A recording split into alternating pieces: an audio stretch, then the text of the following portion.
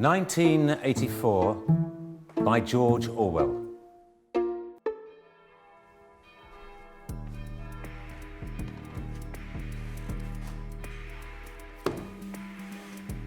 April. The clocks are striking 13. Winston Smith returns to his home in London, Oceania. There is a large telescreen on the wall, and from the window you can see a huge poster of Big Brother with the caption, "Big Brother is watching you," and a large pyramid building, the Ministry of Peace, with the three-party slogans written on the walls. War is peace. Freedom is slavery. Ignorance is strength. Examples of doublethink in the language of the party. Winston takes a drink of Victory Gin and sits down so that he cannot be seen by the telescreen, which is always on. He begins to write in his new diary. April the 4th, 1984. He realizes that he's not sure of the date, doesn't even know when his birthday is, and doesn't know why he's writing.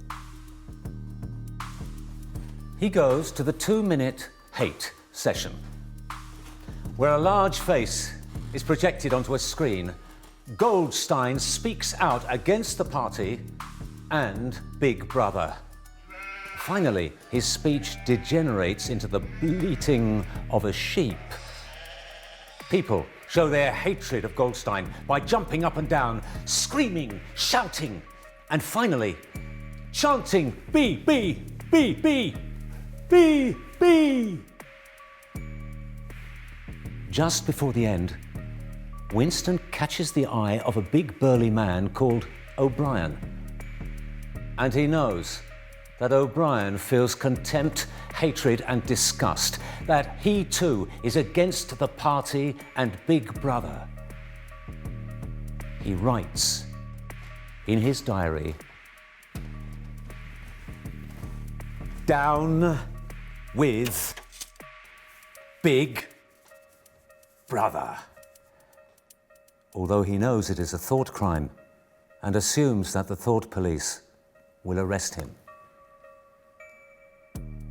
Winston's daily life is almost completely controlled, from waking to sleeping.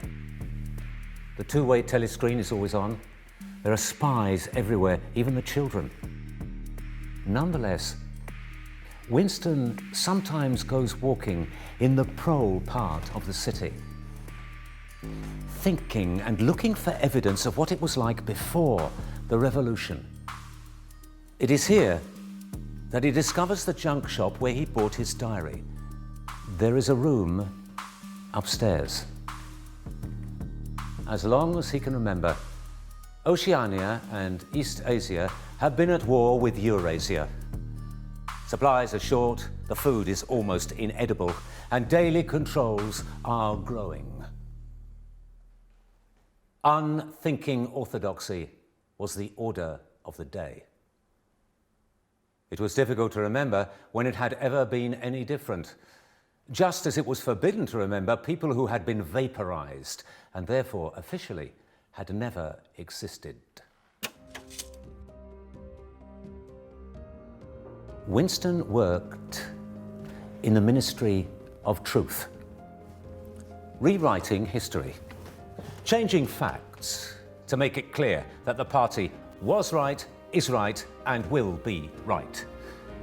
In another department, they are altering the language, simplifying it. As Winston's colleague said, "We are destroying words every day, scores of them, hundreds.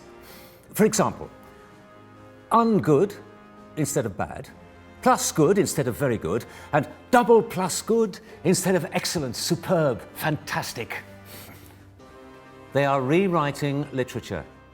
Future literature must be controlled. Standard English is being transformed into new speak. In the same ministry, there was a woman called Julia.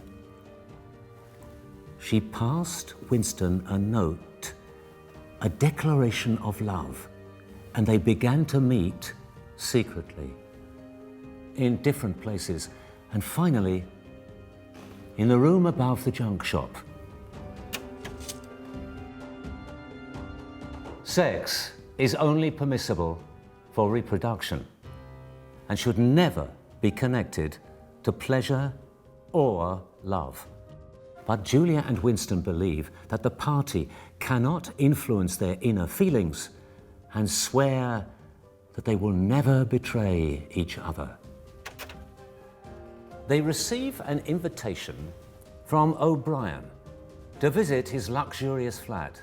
O'Brien is an inner party member, but he gives them some Goldstein anti-Big Brother literature.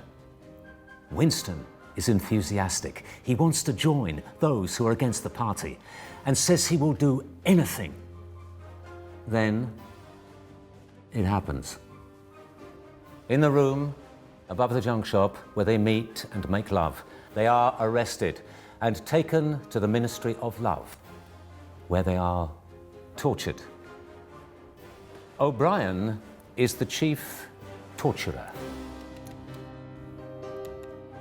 We will crush you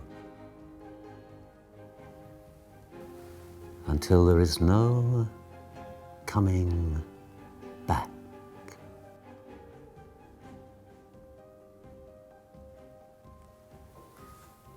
Winston is tortured to the point where he is prepared to say that 2 + 2 = 5, but he does not believe it.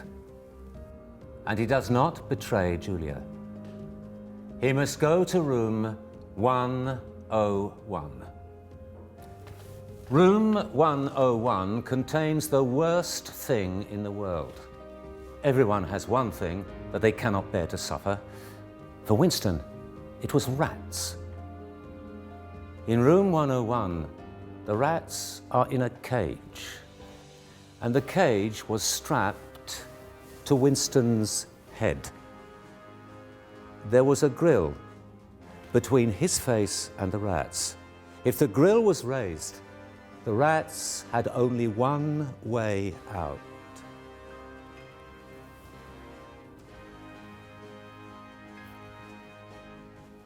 Do it to Julia. Not me. Julia!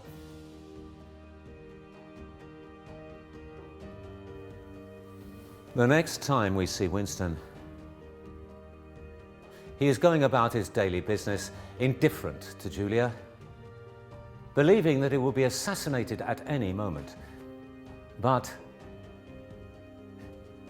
he looks up at the gigantic face looking down at him. It's all right. Big Brother is watching him.